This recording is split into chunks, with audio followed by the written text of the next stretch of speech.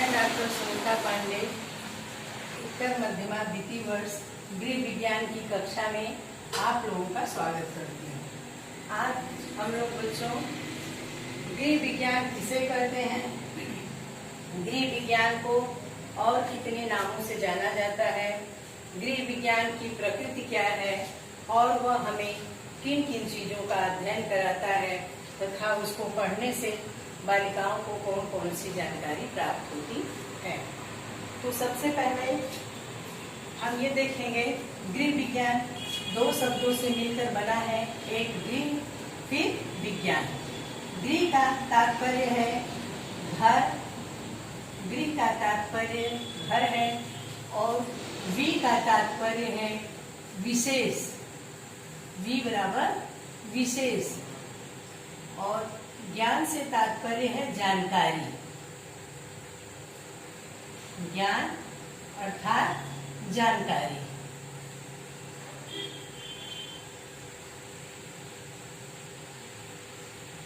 जान, जैसा कि विज्ञान को कहते हैं कि किसी भी ज्ञान को क्रमबद्ध, सुव्यवस्थित, सुसंगठित ज्ञान को विज्ञान कहते हैं। तो गृह विज्ञान अर्थात घर के बारे में विशेष जानकारी, अर्थात घर के बारे में सुव्यवस्थित, सुसंगठित और क्रमबद्ध ज्ञान हो, वह गृह विज्ञान कहलाता है। गृह विज्ञान किसे कहते हैं? घर से या गृह से संबंधित विभिन्न पहलुओं का अध्ययन या सभी पहलुओं का अध्ययन या संपूर्ण पहलुओं का अध्ययन करना गृह विज्ञान कहलाता है। अब गृह विज्ञान के अन्य नाम, गृह विज्ञान के अन्य नाम में बच्चों जैसा कि है, उसको गृह कला भी कहते हैं, व्यवहारिक विज्ञान भी कहते हैं, घरेलू विज्ञान भी कहते हैं, गृह प्रबंध भी कहते हैं और अंग्रेजी में उसको होम साइंस कहते हैं, से कहते हैं। अब जो है गृह कला में घर की साज सज्जा, सजावट के बारे में, घर को कैसे सुव्यवस्थित रखना है उसके बारे में अध्ययन कराया जाता है। व्यवहारिक विज्ञान में घर के सदस्यों में आपसी तालमेल किस तरह का होना चाहिए, इन सबों के बारे में जानकारी देता है। घरेलू विज्ञान चूंकि घर से संबंधित सभी जानकारियां होती हैं इसलिए उसको घरेलू विज्ञान कहते हैं। और गृह प्रबंध जिसमें घर की साज सज्जा और घर की व्यवस्था, आय बजट सबको सुव्यवस्थित करना, इसलिए इसको गृह प्रबंध करते हैं और अंग्रेजी में इसको होम साइंस अर्थात गृह विज्ञान कहते हैं। अब जो है गृह विज्ञान की प्रकृति के बारे में हम लोग अध्ययन करेंगे। गृह विज्ञान मुख्यतः दो विषयों से बना है, गृह विज्ञान कला के रूप में और गृह विज्ञान विज्ञान के रूप में। इसलिए गृह विज्ञान में चूंकि कला और विज्ञान दोनों का रूप मिला हुआ है, इसलिए गृह विज्ञान कला एवं विज्ञान का समन्वित रूप है। अब जो है गृह विज्ञान कला के रूप में कैसे है? कला क्या है? कला क्या है? कला वह माध्यम है जिसके द्वारा हम अपने विचारों को, भावनाओं को, गुणों को अभिव्यक्त करते हैं। अर्थात अपनी भावनाओं, विचारों और गुणों का अभिव्यक्त करने का माध्यम कला है। कला सौंदर्य का प्रतीक है, कला सौंदर्य का प्रतीक है। अपने विचारों, भावनाओं,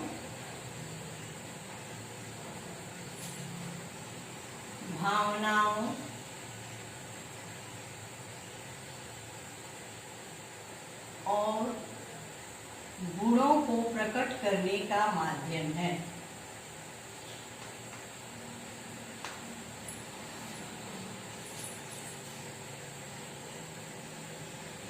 प्रकट करने का माध्यम है।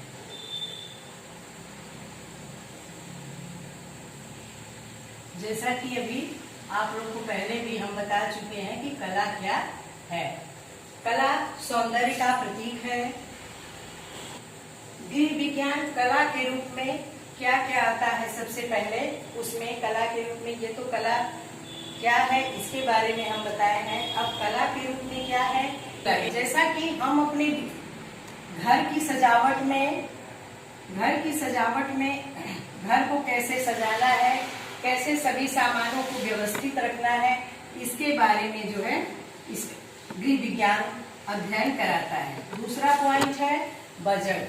बजट जो है हमारे घर की क्या आय है, कितना व्यय है, इस सब का जो है हम एक सुव्यवस्थित तरीके से जो ब्यौरा बनाते हैं, उसको बनाने से घर की व्यवस्था अच्छी चलती है। यह है हमारा बजट। इसकी जानकारी गृह विज्ञान के द्वारा होती है।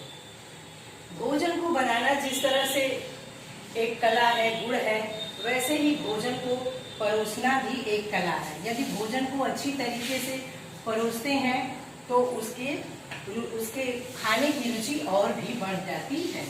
अगला है अतिथि का स्वागत। घर में कोई अतिथि आता है, उसका स्वागत हमें कैसे करना है, गृह विज्ञान के द्वारा हमें ये जानकारी प्राप्त होती है।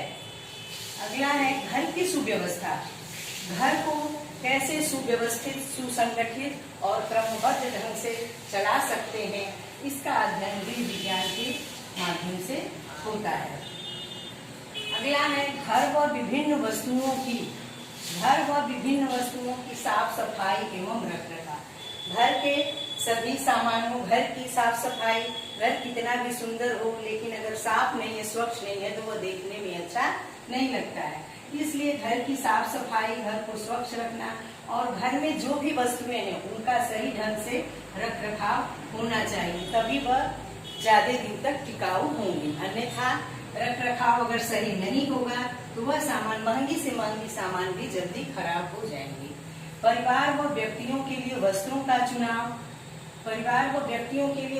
चुनाव हमको ये बताता है कि किस ढंग का वस्त्र हमको किसके लिए चुनना चाहिए। इस सब की जानकारी गृह विज्ञान के माध्यम से होता है। अगला पॉइंट, लास्ट पॉइंट है सिलाई, कढ़ाई, बुनाई एवं वस्त्रों की धुलाई। घर के सदस्यों के वस्त्रों को कैसे सिलना है, कैसे उनका वस्त्र फिटिंग का होगा, और उसमें ऐसे ही कढ़ाई में कैसा नमूना होना चाहिए, कैसा धागा होना चाहिए, कैसा रंगों का संयोजन होना चाहिए, ये सब गृह विज्ञान से हमें जानकारी मिलती है। ऐसे ही बुनाई में भी बाजार में जो स्वेटर मिलते हैं बहुत महंगे होते हैं, इसलिए जो है हम घर में कम दाम में ही ऊन खरीद करके अच्छी सी अच्छी बुनाई कर सकते हैं। यह जानकारी भी हमें तमाम नमूनों की जानकारी गृह विज्ञान के द्वारा होता है। अगला है एवं वस्त्रों की धुलाई। वस्त्रों की धुलाई कैसे करना है, यह गृह विज्ञान हमें बताता है। कैसे वस्त्र, जैसे कुछ वस्त्रों की सामान्य धुलाई होती है, कुछ की सूखी धुलाई होती है, जिसे ड्राई वॉश कहते हैं। अब जो है कौन मशीन से धुलने हैं, किस डिटर्जेंट से धुलना है, इन सबों का ज्ञान हमें गृह विज्ञान से होता है। तो बच्चों, अब तक तो हम लोग पढ़े हैं कि गृह विज्ञान कला के रूप में। अब अगला बिंदु है गृह विज्ञान विज्ञान के रूप में। विज्ञान के रूप में कैसे है, गृह विज्ञान तथ्यपूर्ण अध्ययन कराता है, क्रमबद्ध ज्ञान कराता है और कार्य और कारण में संबंध के माध्यम से अध्ययन कराता है। इसमें जो है अगला है गृह विज्ञान विज्ञान के रूप में नंबर 1 पॉइंट, आहार एवं पोषण विज्ञान। आहार एवं पोषण विज्ञान कैसे जानकारी देता है, उसका अध्ययन है। इसमें पौष्टिक तत्वों का अध्ययन, इसमें नंबर पहला पौष्टिक तत्वों का अध्ययन। इसमें जो है किन किन पोषक तत्वों को हमें लेना चाहिए, कितनी मात्रा में लेना चाहिए, प्रोटीन, विटामिन, खनिज लवण, वसा, कार्बोहाइड्रेट, इन सबों के बारे में हमको इसके द्वारा जानकारी मिलती है। अगला है इसमें विभिन्न आयु वर्ग के व्यक्तियों के लिए उनकी निर्धारित मात्रा के अनुसार पोषण पर अध्ययन।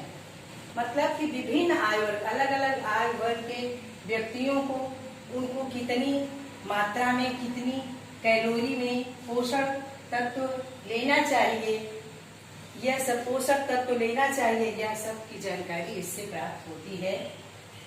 कि किस व्यक्ति को कितनी मात्रा के अनुसार हमें पौष्टिक तत्वों को लेना चाहिए।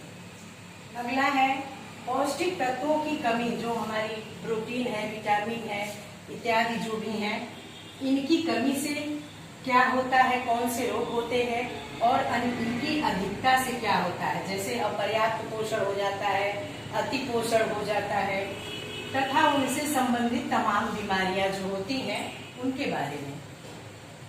अगला है पाक क्रिया, भोजन को कैसे बनाना चाहिए इसकी जानकारी इससे प्राप्त होती है। भोजन बनाने की अनेक विधियां हैं, भाप द्वारा, उबालना, तलना और तमाम विधियां इसकी हैं जिसके द्वारा जो है सब गृह विज्ञान से हमें जानकारी प्राप्त होती है। अगला है दूसरा पॉइंट, शरीर रचना एवं शरीर क्रिया विज्ञान। गृह विज्ञान शरीर की क्या संरचना है और शरीर क्रिया विज्ञान जैसे हमारी शरीर की संरचना क्या है, शरीर हमारी अंग हमारे कैसे कार्य करते हैं, इसमें फेफड़ों की संरचना, हृदय की संरचना, मस्तिष्क की संरचना आदि का अध्ययन होता है। अगला है प्राथमिक चिकित्सा एवं परिचर्या। जैसा कि बच्चों आप लोग जानते हैं कि प्राथमिक चिकित्सा क्या होती है, दुर्घटना स्थल पर होने वाले प्रारंभिक उपचार को प्राथमिक चिकित्सा कहते हैं। या कह लीजिए कि दुर्घटना स्थल पर होने वाले प्रारंभिक उपचार या डॉक्टर के आने से पूर्व या अस्पताल ले जाने से पूर्व जो हम प्रारंभिक उपचार रोगी की करते हैं वह होती है प्राथमिक चिकित्सा एवं परिचर्या। मातृकला एवं शिशु कल्याण, अगला बिंदु है मातृकला एवं शिशु कल्याण। गृह विज्ञान के द्वारा हमें मातृकला के बारे में जानकारी होती है कि उसके लिए क्या क्या वस्तुएं रहनी चाहिए, कैसे अपने को तैयार रखना चाहिए, क्या टीका लगवाना चाहिए। जैसे गर्भवती स्त्री को टीटी का टीका लगता है, किस महीने में लगता है, ये सब की जानकारी हो जाती है। और शिशु कल्याण से संबंधित भी जितनी बातें हैं इसकी जानकारी प्राप्त होती है। अगला बिंदु है टीकाकरण। टीकाकरण वही चीज अभी जो बताया आपको कि टीकाकरण और गर्भवती स्त्री को टिटनेस के टीके लगते हैं, किस समय लगते हैं, किस महीने में लगते हैं और होने वाले बच्चे के होने के बाद बच्चों को जो टीका लगता है उसके बारे में जानकारी होती है। जैसे बच्चों को BCG का टीका, टीबी से बचाव के लिए DPT का टीका और जो है खसरा का इत्यादि टीके लगाए जाते हैं। किस महीने में कब ये टीका लगता है, इस सब की जानकारी प्राप्त होती है। फिर है बैक्टीरिया विज्ञान। गृह विज्ञान से बैक्टीरिया विज्ञान, गृह विज्ञान में बैक्टीरिया विज्ञान का भी अध्ययन होता है। मनोविज्ञान का भी अध्ययन होता है और गृह विज्ञान में समाज शास्त्र का अध्ययन कराया जाता है। समाज शास्त्र में समाज में हमको किस तरह रहना चाहिए, समाज की क्या कुरीतियां हैं, क्या अच्छाइयां हैं, इन सब के बारे में जानकारी प्राप्त होती है। जैसे कुरीतियां जैसे दहेज प्रथा, बाल विवाह, भ्रूण हत्या, ये सारी चीजों का अध्ययन इसमें समाज शास्त्र के द्वारा होता है। इसलिए लड़कियों को गृह विज्ञान पढ़ना अति आवश्यक होता है। वह हमें इन सारी चीजों की जानकारी कराता है क्योंकि लड़कियां जो है एक नहीं दो परिवार की संरक्षक होती हैं। तो अगर मेरी वीडियो आप लोग को अच्छी लगी हो तो सब्सक्राइब एवं लाइक करें। धन्यवाद।